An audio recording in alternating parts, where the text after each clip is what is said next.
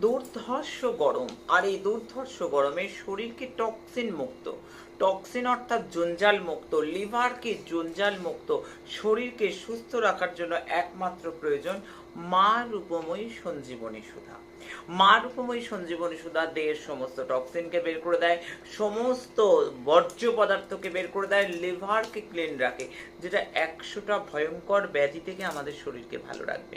কি দিয়ে তৈরি হয়? এটাকে কুষ্মান্ডা পিঠা কিংবা চাল কুমড়া দিয়ে যে জুস তৈরি হয়, কাল ভৈরবজির মন্ত্রপোতে এবং তারাসিদ্ধেশ্বরী মহারানীজির মন্ত্রপোতে স্বপ্নাদেশ দিয়েছিলেন মা তারাসিদ্ধেশ্বরী মহারানীজি।